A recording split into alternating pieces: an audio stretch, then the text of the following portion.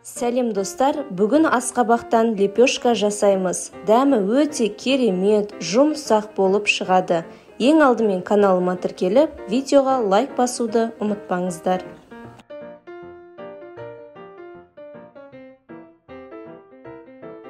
Табамызға 1 стакан айранды құйып аламыз. Тұз және сода салып, жақсылап тұрып араластырып аласыздар. Мен 3 адамдық порция жасап жатырмын. Егер көпшілікке жасап жатсаңыздар, онда көбіректеу қосыңыздар.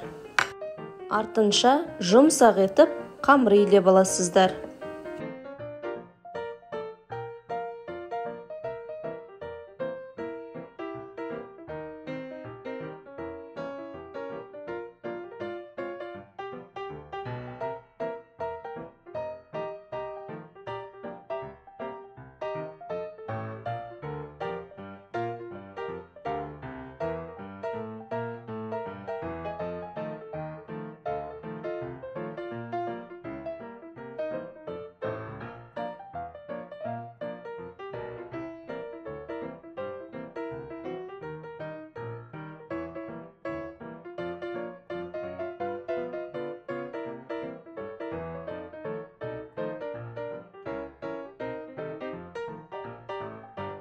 Қамырды 1-2 сағатқа тындырып қоясыздар. 1 дана пиязды алып, 4 бұрышты етіп турап аласыздар.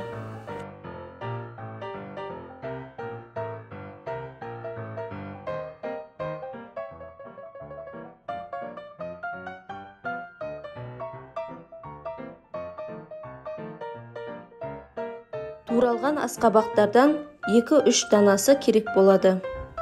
Асқабақтарды теркадан өткізіп аласыздар.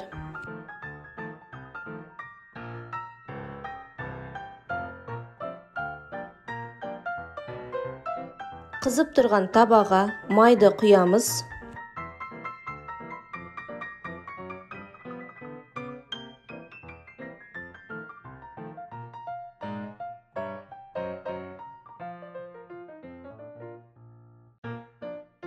Ең алдымен пиязымызды алтын түстес етіп қуырып аламыз. Одан кейін барып асқабақтарымызды саламыз.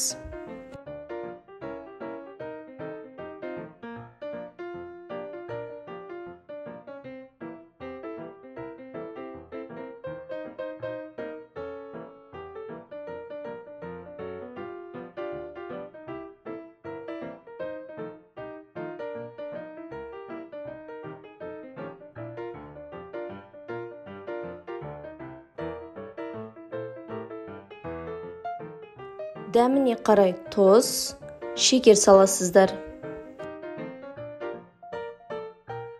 Және міндетті түрде қуырған кезде астын жай қойып қойыңыздар. Асқабақ піскен кезде өшіресіздер.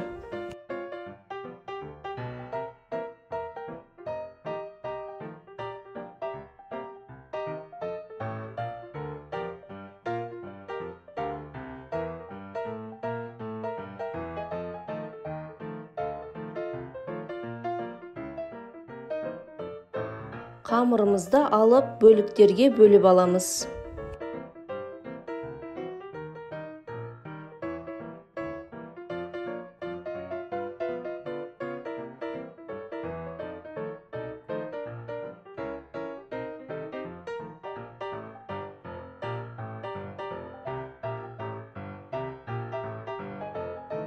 Менде 6 қамыр шықты, енді соларды дөңгелетіп жайып аламын.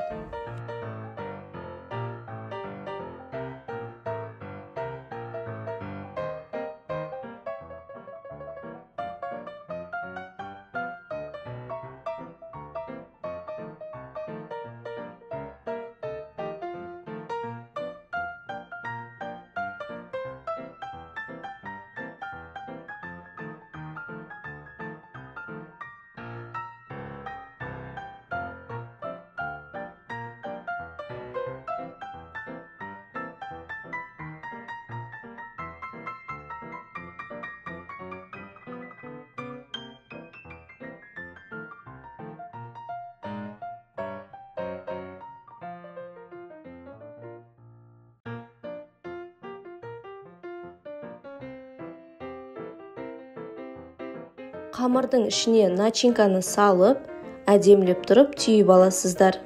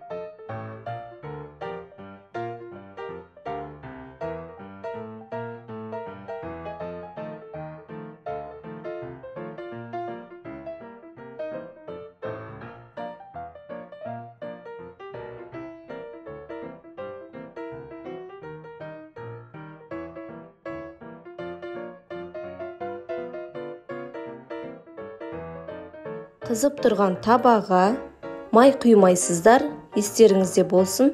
Енді біз лепешкамызды жайғастырып шығамыз. Асқабақтан лепешканы пісіріп жатқан кезде міндетті түрде газдың астын жай қойыңыздар, әйтпесе күйіп кетуі мүмкін.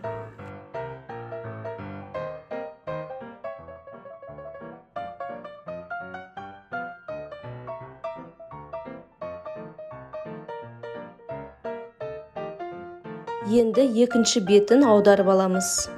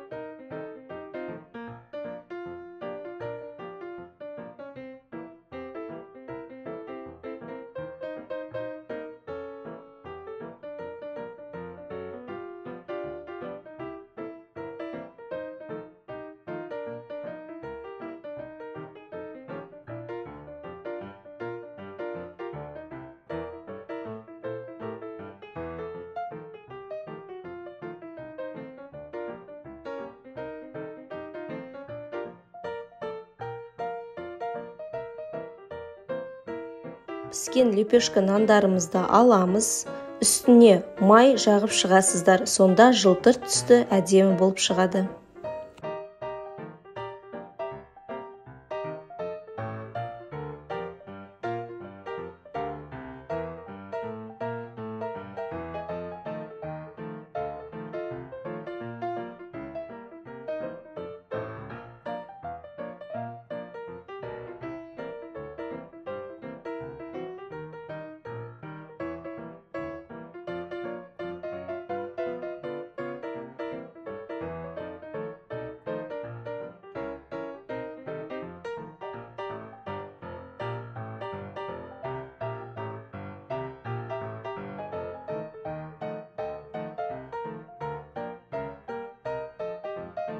Үйлеріңізде асқабақ болса, міндетті түрде осы рецептпен жасап көріңіздер. Дәмі өте керемет, жұмсақ болып шығады. Видео ұнаса лайк басып, каналыма тіркелуді ұмытпаңыздар.